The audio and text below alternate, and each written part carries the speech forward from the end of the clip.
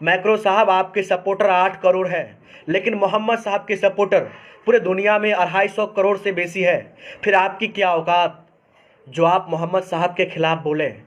Macro साहब आपकी कोई हिम्मत नहीं है, आपकी कोई औकात नहीं है इस्लाम के खिलाफ बोलने की। आप 8 करोड़ लोगों के राष्ट्रपति हैं, लेकिन मोहम्मद साहब पूरे दुनिया के लिए रसूल है, पूरे दुनिया के मुसलमानों के लिए नायाब है। मुसलमानों खबरदार हो जाओ। सिर्फ हिंदुस्तान के नहीं, पूरे दुनिया के मुसलमानों से मैं अपील कर रहा हूँ, क्योंकि आपके नरसंहार की तैयारी चल रही है और ये तैयारी फ्रांस में हो रही है, जहाँ के राष्ट्रपति इमैनुअल मैक्रो हैं। उन्होंने मुसलमानों को बदनाम करने के लिए अपने देश में एक एजेंडा चला रखा है, बोलने की आज़ादी। बोलने की आज़ादी का मतलब ये नहीं होता है किसी धर्म के खिलाफ बोला जाए।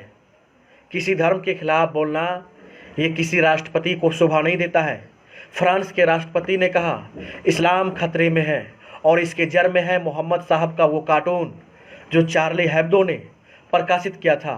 जबकि इस्लाम में किसी भी पैगंबर का कोई पिक्चर नहीं है।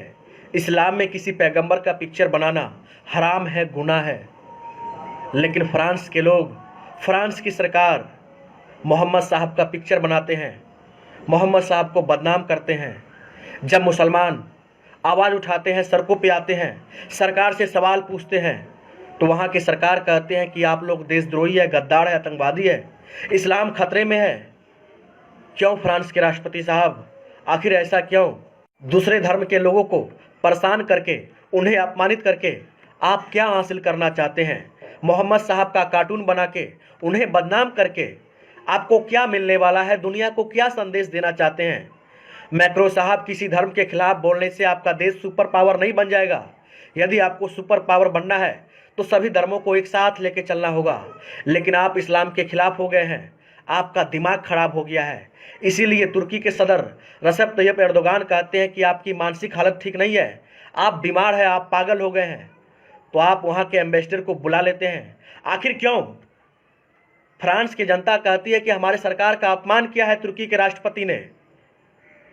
फ्रांस की आबादी 8 करोड़ है और वहाँ के राष्ट्रपति इमैनुअल मैक्रो 8 करोड़ लोगों के राष्ट्रपति है। लेकिन मोहम्मद साहब 250 करोड़ मुसलमानों के प्रॉफिट है, 250 करोड़ मुसलमानों के अंतिम रसूल है, लास्ट पैगंबर है।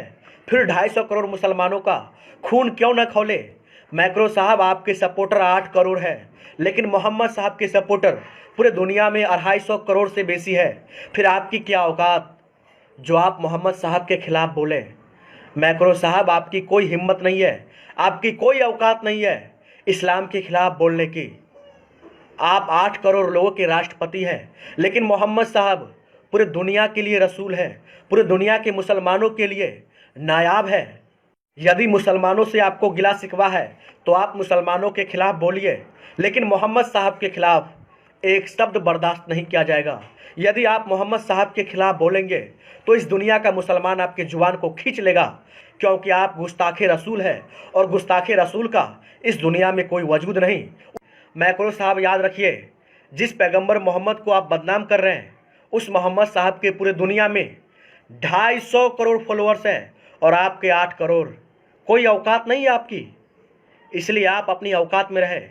यदि आप औकात से आगे निकलेंगे तो 250 करोड़ मुसलमान जब खड़े होंगे तो आप राष्ट्रपति नहीं रहेंगे, आपके वजूद को मिटा दिया जाएगा। इसीलिए आप औकात में रहें, नहीं तो आपको सबक सिखाया जाएगा। पूरे दुनिया के मुसलमानों से मेरा अपील है, आप दबे नहीं, आप विरोध करें और पूरी तरीके से विरोध करें।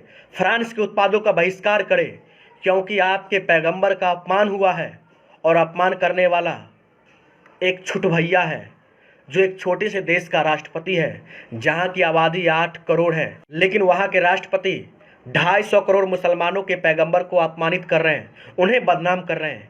आखिर कब तक हम और आप खामोश रहेंगे? नहीं रहेंगे खामोश, सबक सिखाएंगे और बहुत जल्द सबक सिखाएंगे। इसलिए ज़रूरी है कि आप इस वीडियो को शेयर कीजिए और पूरे दुनिया के मुसलमानों को खबरदार कीजिए, उन्हें सतर्क कीजिए, उन्हें समझाइए और फ्रांस के राष्ट्रपति का बहिष्कार करवाइए। इसके लिए ज़रूरी है कि आप शेयर कीजिए और पूरे दुनिया में इस वीडियो को पहुंचाइए, शेयर कीजिए।